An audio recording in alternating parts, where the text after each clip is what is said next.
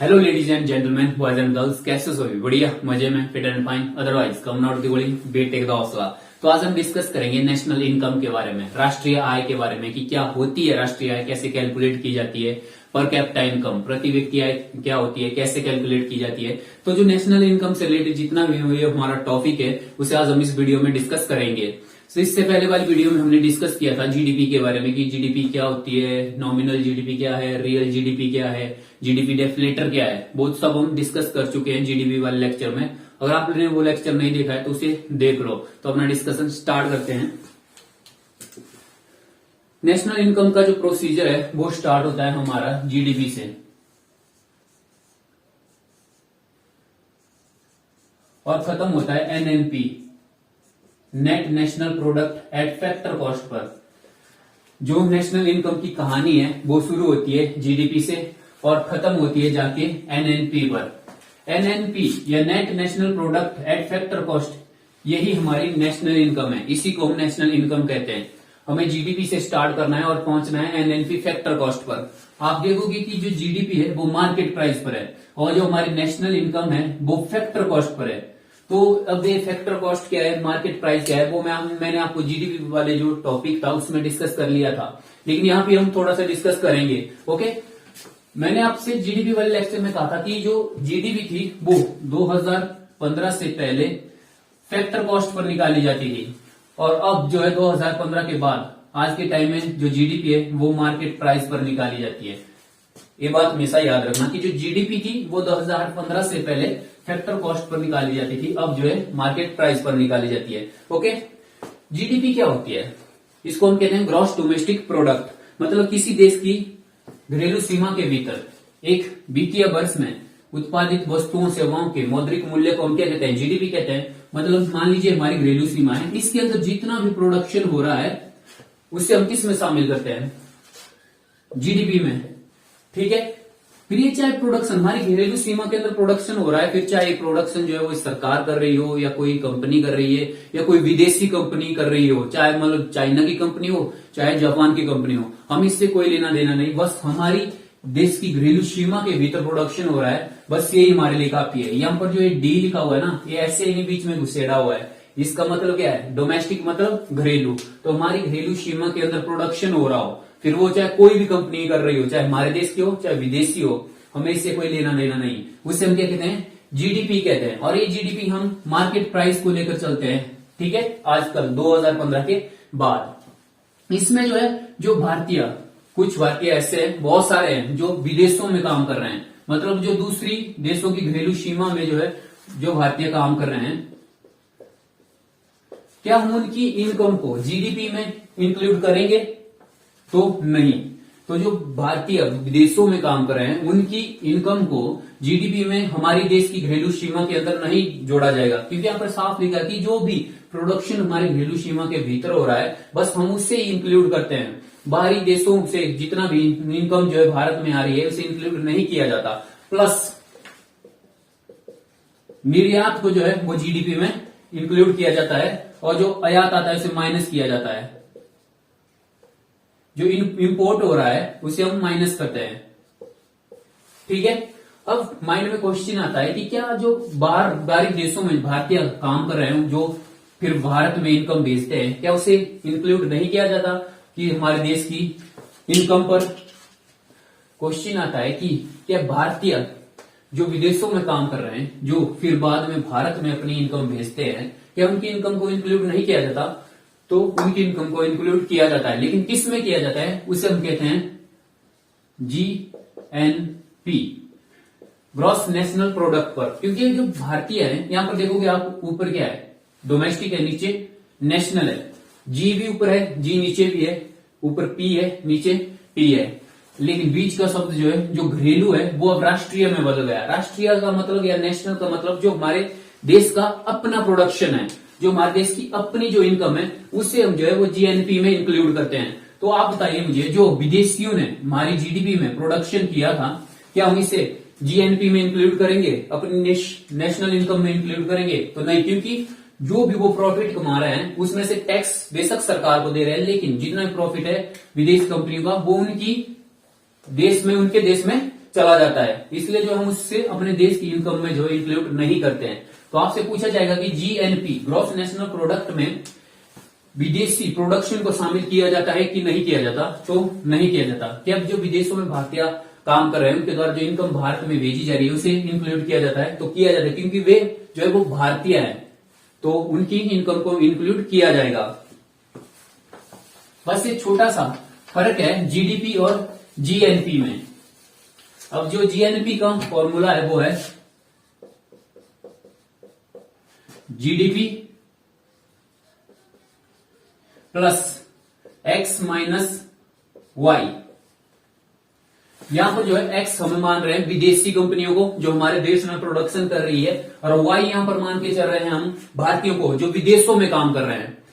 जिस तरह हमारे देश में बहुत सारे जो बाहरी कंपनियां हैं वो काम कर रही हैं और पैसा जो है अपने देश में भेज रही हैं, बहुत सारे लोग जो है भारत में आकर काम करते हैं और अपने अपने देशों में पैसा भेज रहे हैं। सेम इसी तरह जो है भारतीय भी जो है वो दूसरे देशों में काम कर रहे हैं और वहां पर जो भी प्रोडक्शन कर रहे हैं या जो भी सर्विस दे रहे हैं तो वहां पर जो वो इनकम जनरेट कर रहे हैं उसे वो अपने देश में या भारत में भेज रहे हैं। तो जो भारत में भेजा जाता है इनकम, उसे हम क्या करते हैं? प्लस करते हैं, और इसको जो है माइनस किया जाता है विदेशी जो प्रोडक्शन हो रहा है उससे। मान लीजिए जीडीपी हमारी 1000 रुपीज है, ओके, और जो विदेशियों के द्वारा हमारे देश में प्रोडक्शन किया जा रहा है वो 70 रुपए किया गया, ओके, ऐसे मान के चल रहा हूं। और जो विदेशों में भारतीय काम कर रहे हैं उनके द्वारा हमारे भारत में जो इनकम भेजी गई वो 100 रुपए भेजी गई। तो यहां पर आप देखोगे टोटल जीडीपी हमारी 100 है, प्लस 70 से 100 माइनस कर दें तो हमारे पास आता है 30। टोटल होता है हमारे पास 1030 या 1030 रुपए। तो ये हमारा क्या है? जीएनपी है। क्या है? जीएनपी है। इसमें सिंपल सा है कि आपकी जो टोटल जीडीपी है उसमें आपको क्या करना है? जो विदेशी प्रोडक्शन हो रहा है उसे माइनस करना है, और जो विदेशों में भारतीयों के द्वारा जो भारत में इनकम भेजी जा रही है विदेशों से उससे जो है, और विदेशों की इनकम को माइनस करके जो भी हमें मिलता है उससे प्लस कर देना जीडीपी को, और जो टोटल आता है वो हमारा जीएनपी है। ओके, तो जो विदेशों में भारतीय काम कर रहे हैं जब उनकी इनकम भारत में आती है और जो भारत में विदेशी कंपनियां काम कर रही है तो उसको हम कहते हैं नेट इनकम फ्रॉम एब्रॉड। इसमें क्या है? इसमें हमने क्या किया? विदेशी कंपनियों को जो हमारे देश में प्रोडक्शन हुआ है उससे माइनस किया गया है हमारे भारतीयों के द्वारा जो भारत में इनकम भेजी है उससे। तो जब हम इससे माइनस करते हैं तो हमारे पास क्या आता है? नेट इनकम आती है। नेट इनकम मीन्स मतलब बिल्कुल शुद्ध, जिसमें जो है कोई भी किसी भी तरह की जो है विदेशियों की इनकम शामिल नहीं है, तो तभी हम उसे क्या कहते हैं? नेट कहते हैं। नेट क्या होता है? बिल्कुल शुद्ध होता है। और इनकम फ्रॉम एब्रॉड मीन्स जो विदेशों से, एब्रॉड क्या होता है? विदेश होता है, जो विदेशों से भारत में भेजी जा रही हो बिल्कुल शुद्ध इनकम। ओके, तो हम यहाँ पर क्या करते हैं? जब जीडीपी से हमें जीएनपी निकालना है तो हम इसमें माइनस कर देते हैं, प्लस कर देते हैं net income from abroad. Plus करेंगे क्योंकि इसमें जो है वो विदेशी प्रोडक्शन माइनस कर दिया गया है। हमारे पास जो बिल्कुल प्योर, जो शुद्ध, जो नेट बचा हुआ है उसको हमने जीडीपी में प्लस किया और हमारे पास क्या आ गया? जीएनपी आ गया। ठीक है, ये तो है हमारे पास टोटल जीडीपी और ये है हमारे पास टोटल नेशनल प्रोडक्ट या जीएनपी। अब हमने जो है प्योर जीडीपी या नेट जीडीपी निकालनी है अब, और नेट जो है वो जीएनपी निकालना है। अब नेट जीडीपी क्या होता है? मान लीजिए आपके पास 100 रुपए है और 100 रुपए क्या है आपके पास? टोटल है। देखो इकोनॉमिक्स में टोटल को ग्रॉस कहा जाता है, जैसे gross domestic product, gross national product. तो जो ग्रॉस है इसका मतलब क्या होता है? टोटल होता है। तो आपके पास 100 जो है वो क्या है? ग्रॉस है।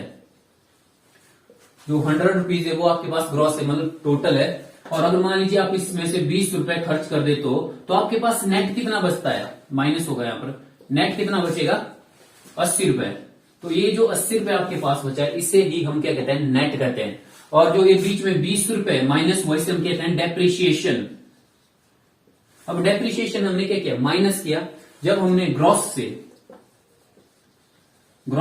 डेप्रिसिएशन माइनस किया तो हमारे पास क्या आया? नेट आया। समझे?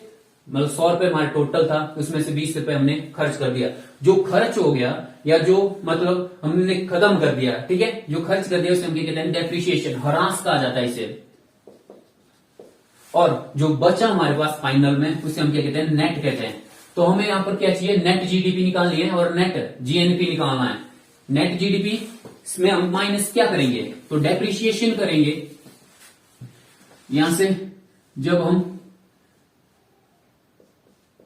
डेप्रिसिएशन माइनस करेंगे तो हमारे पास जी की जगह क्या आएगा, ये ग्रॉस है, हमें क्या निकालना है, नेट निकालना है। तो हम लिखेंगे यहां पर net domestic product at market price. Okay, तो डेप्रिसिएशन माइनस किया हमने। अब डेप्रिसिएशन को हम ह्रास भी कहते हैं, घिसावट भी कहते हैं। मतलब आपके पास मान लीजिए आपने एक कार खरीदी, कार थी 5 लाख रुपए की, 5 लाख की, ठीक है।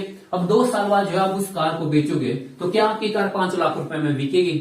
नहीं। आगे वाला ये कहेगा कि आपने जो 2 साल जो इस कार का यूज किया है, इसके टायर घसे, इसकी बॉडी घसी है, इसके इंजन घसा हुआ है, इसलिए जो है इसकी कीमत अब 5 लाख रुपए नहीं है, इसकी कीमत है मान लीजिए 3 लाख रुपए हम लगाते हैं। तो आप जो है उस कार को कितने में बेची है आपने, वो 3 लाख रुपए में। तो जो बीच में 2 लाख रुपए जो कम हुआ है वो क्या है हमारा, वो डेप्रिसिएशन है,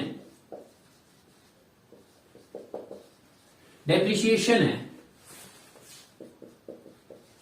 ठीक है। मतलब हर मूल्य ह्रास दर है, डेप्रिसिएशन को कहते हैं मूल्य ह्रास।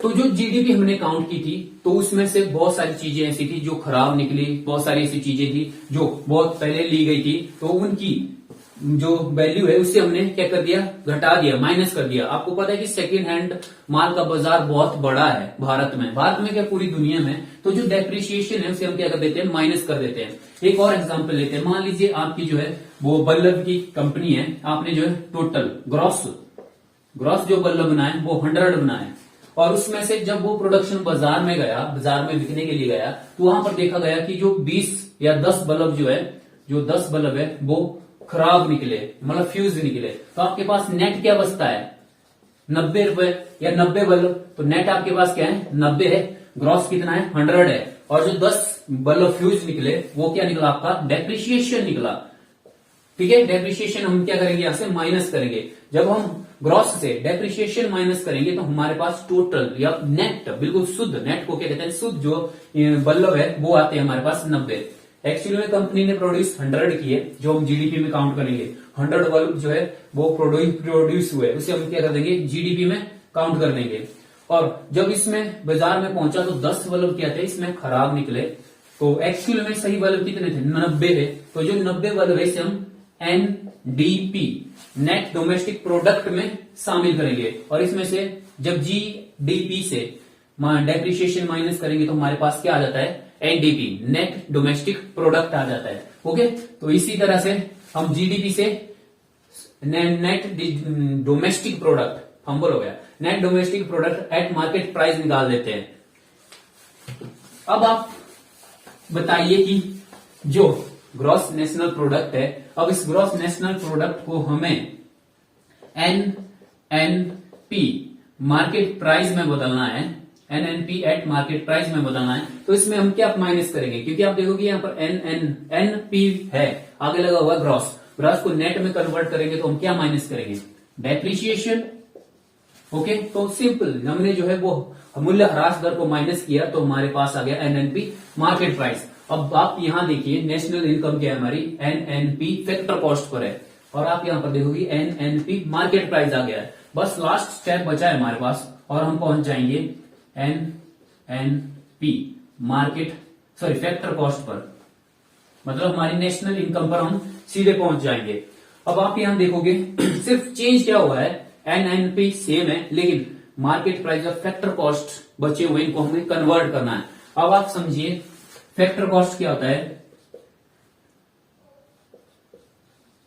और मार्केट प्राइस क्या होता है। फैक्टर कॉस्ट क्या है कि कोई भी प्रोडक्ट जो कंपनी में बन रहा है उसको बनाने के पीछे कंपनी की कितनी कॉस्ट आई है, कितनी लागत आई है, उससे हम क्या कहेंगे फैक्टर कॉस्ट कहेंगे। मान लीजिए मार्कर है, इस मार्कर को बनाने के पीछे कितना खर्च आया कंपनी का, वो इस मार्कर की क्या है, फैक्टर कॉस्ट है। इसमें लगा हुआ है हमारा इंक, प्लस इसकी बॉडी बनी हुई है बाहर से, और इसको बनाने में लेबर आई हुई है।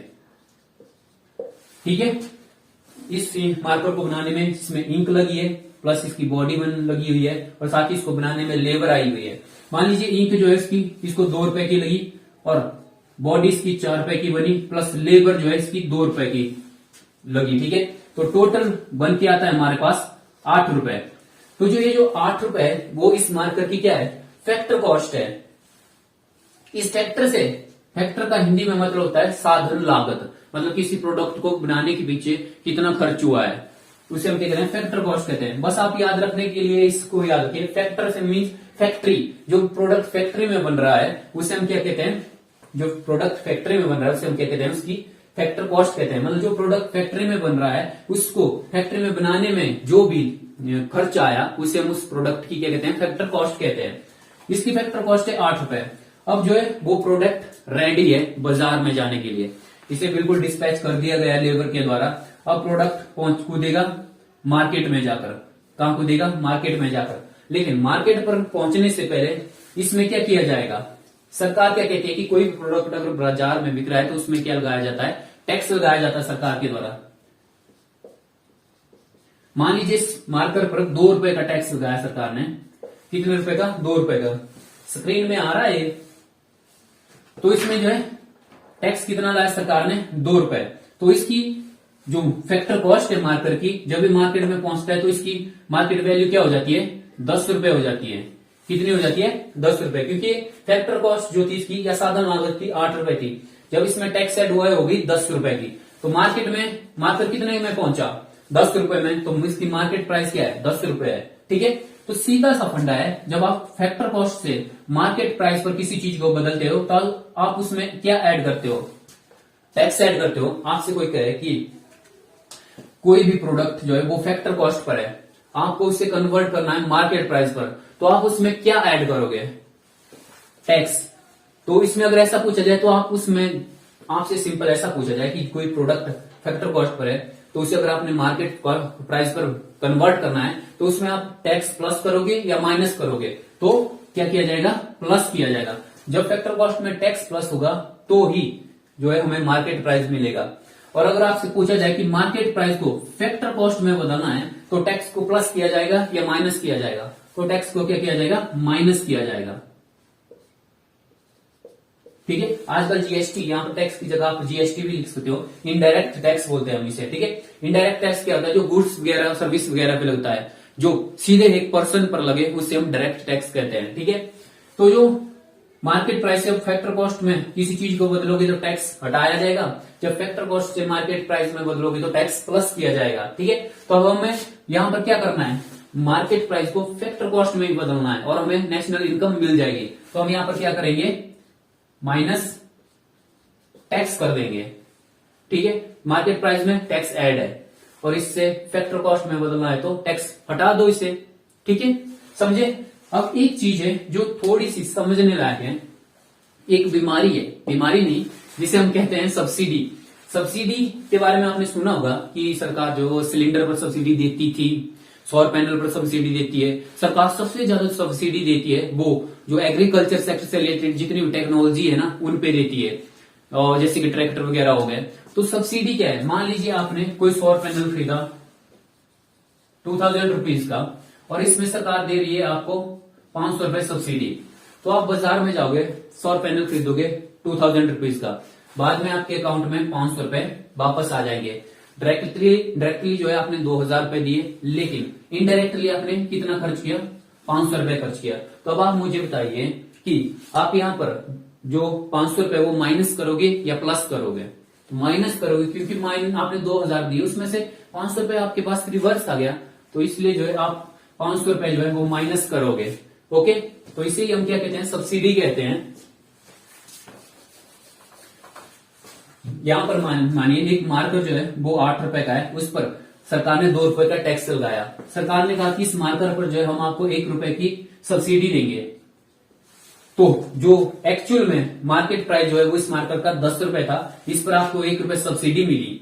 आपने 10 रुपए दिए मार्कर खरीदने के लिए, 1 रुपए आपके अकाउंट में वापिस आ गया, तो इसकी एक्चुअल में प्राइस कितनी है मार्केट की, 9 रुपए है। तो यहां पर आपने क्या किया, सब्सिडी को माइनस किया। तो जब आप टैक्स से सब्सिडी क्या करते हो, माइनस करते हो, तो हमारे पास क्या आ जाता है, कुछ भी चीज हम इकोनॉमिक्स में माइनस करते हैं, किसी चीज से कुछ चीज माइनस करते हैं तो हमारे पास नेट वैल्यू आ जाती है। तो हम इसे कहेंगे नेट इनडायरेक्ट टैक्स। बिल्कुल शुद्ध टैक्स हमारे पास पहुंचा, क्योंकि सब्सिडी जो दे रही थी सरकार उसे हमने माइनस कर लिया। ठीक है, अब इस टैक्स को हम यहां पर क्या लिखेंगे, नेट इनडायरेक्ट टैक्स लिखेंगे। नेट ई लिख दिया मैं, नेट इनडायरेक्ट टैक्स। तो टैक्स को हम क्या करेंगे, माइनस करेंगे कि प्लस करेंगे। जो नेट इनडायरेक्ट टैक्स हमने यहां लिखा, तो हम मार्केट प्राइस से फैक्टर कॉस्ट पर जाने के लिए इस नेट इनडायरेक्ट टैक्स को क्या करेंगे, माइनस करेंगे कि प्लस करेंगे, माइनस करेंगे। ओके, अब क्वेश्चन वाला कैसे पूछा जाता है, आपसे पूछा जाएगा कि जब मार्केट प्राइस से फैक्टर कॉस्ट में आप जाते हो या फैक्टर कॉस्ट से मार्केट प्राइस में आप जाते हो, तो वहां पर टैक्स से सब्सिडी क्या प्लस की जाती है या माइनस की जाती है। तो हमेशा याद रखना, सब्सिडी जो है वो माइनस की जाती है, इस बात को ध्यान में रखना। ओके, तो ये हम पहुंच गए अपनी नेशनल इनकम पर, राष्ट्रीय आय पर। Net national product eight factor cost क्या हमारी नेशनल इनकम है। ओके, नेशनल इनकम तक पहुंचने के और भी रास्ते हैं, सेम यही है। इनको आप आगे पीछे कर दोगे तो आप यहां तक पहुंच जाओगे। जैसे कि यहां पर हमने डेप्रिसिएशन माइनस कर दिया है, अब क्या करेंगे हम, नेट इनकम फ्रॉम एब्रॉड, या मतलब विदेशियों की इनकम इसमें माइनस कर देंगे और भारतीयों की इनकम को जोड़ देंगे। अब यहां पर हम क्या करेंगे, नेट इनकम फ्रॉम एब्रॉड, इसको क्या कर लेंगे, प्लस कर लेंगे। तो यहां पर हमारे पास क्या है, डी है। डी मतलब घरेलू से हमने विदेशियों को निकाल दिया, तो मतलब हमारा राष्ट्रीय बचा, नेशनल भी बचा। तो हम क्या करेंगे, एनएनपी मार्केट प्राइस, क्या हमारे पास क्या आ जाएगा, net national product at market price आ जाएगा। यहां पर भी देखिए NNP market price, NNP market price. आप किसी भी रास्ते से चलिए, बाद में आप इसमें क्या करोगे, माइनस नेट इनडायरेक्ट टैक्स करोगे तो आपके पास नेशनल इनकम पहुंच जाएगी। अगर आप यहां से स्टार्ट करते हो, मान लीजिए आपको जीएनपी मार्केट प्राइस पर नहीं जाना है, आपने डायरेक्ट जीडीपी से एनएनपी पर पहुंचना है, तो आप कैसे पहुंचोगे। मान लीजिए आप पहले ही सीधे ही जो है वो जीडीपी को कन्वर्ट कर देते हो मार्केट प्राइस से फैक्टर कॉस्ट पे, तो आप यहां पर माइनस करोगे नेट इनडायरेक्ट टैक्स, तो आपके पास आ जाएगा जीडीपी एट फैक्टर कॉस्ट, क्योंकि आपने जो जीडीपी के मार्केट प्राइस को कन्वर्ट कर दिया फैक्टर कॉस्ट पे। और यहां पर देखिए, मान लीजिए आप जो है डेप्रिसिएशन ऊपर किया था हमने ना, तो बीच में हम जो डेप्रिसिएशन को माइनस कर देते हैं। तो यहां पर हमने डेप्रिसिएशन ह्रास दर को माइनस किया, तो ग्रॉस से नेट आ गया। अब तो यहां पर हम क्या करेंगे, हमारे पास आ जाएगा नेट डीपी मतलब net domestic product at factor cost, क्योंकि मार्केट प्राइस को हमने फैक्टर कॉस्ट में पहले ही कन्वर्ट कर दिया। अब आगे जितना भी मतलब जो वैल्यू निकलेगी वो फैक्टर कॉस्ट पर ही निकलेगी। ओके, अब यहां पर हम जो है विदेशियों की इनकम बाहर करते हैं और भारतीयों की इनकम जो है जोड़ते हैं। नेट इनकम फ्रॉम एब्रॉड, जो विदेशों से हमें income I, net income from abroad पूरा ही लिख दिया मैंने। ओके, तो इसको क्या करेंगे, हम प्लस करेंगे। तो आप देखोगे यहां पर डी बचा हुआ है, हमारे पास डी है डोमेस्टिक, इससे विदेशियों को निकाला तो हमारे पास यहां पर नेशनल आ गया। तो यहां पर सीधा आप क्या पहुंच गए, एनएनपी फैक्टर कॉस्ट पर। तो इस तरह से जो है हम अपनी नेशनल इनकम निकालते हैं। ओके, देखिए हमारी नेशनल इनकम से रिलेटेड पूरी स्टोरी, पूरा प्रोसीजर। अब हम देखते हैं कि पर कैपिटा इनकम क्या होता है।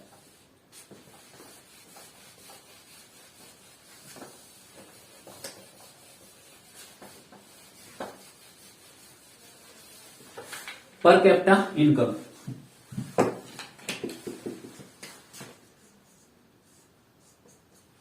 PCI per capita income.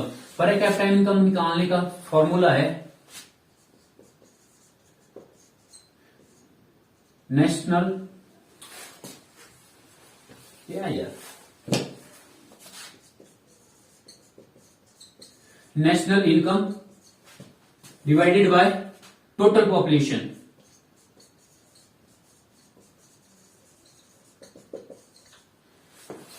किसी भी देश की आपको पर कैपिटा इनकम निकालनी है ना, तो वहां की नेशनल इनकम देखिए कितनी है और वहां की टोटल पॉपुलेशन देखिए देश की कितनी है। तो इसको डिवाइडेड कर दीजिए नेशनल इनकम से, पॉपुलेशन को डिवाइड कर दीजिए नेशनल इनकम से, तो जो आपके पास टोटल बचेगा वो आपकी क्या होगी, पर कैपिटा इनकम होगी, प्रति व्यक्ति आय, हिंदी में प्रति व्यक्ति आय। ठीक है, मान लीजिए किसी देश में, आपके देश में जो है आपकी देश की इनकम है 100 रुपए, छोटे छोटे फिगर लेकर चल रहा हूं ताकि आपको समझ में आ जाए। आपके देश की टोटल इनकम है 100 रुपए और आपके देश में टोटल जो पॉपुलेशन है वो 4% है। ठीक है, 4% जो है उस किसी देश में है टोटल, और वहां की टोटल इनकम जो है नेशनल इनकम है 100 रुपए। आप इसको डिवाइड कर दोगे तो ये 25 से कट जाएगा, तो जो 25 रुपए ना ये हमारी पर कैपिटा इनकम है, मतलब पर 25 रुपए प्रति व्यक्ति आय है इस देश में। ठीक है, तो इसी तरह से जो है पर कैपिटा इनकम निकाली जाती है। आपकी अगर भारत की पर कैपिटा इनकम भी निकालोगे तो भारत की टोटल नेशनल इनकम देखिए कितनी है और उसको भारत की टोटल आबादी से डिवाइड कर दीजिए तो आपको पर कैपिटा इनकम मिल जाएगी। तो ये था हमारा नेशनल इनकम। सो इस वीडियो में बस इतना ही, मिलते हैं नेक्स्ट वीडियो में, तब तक के लिए बाय बाय।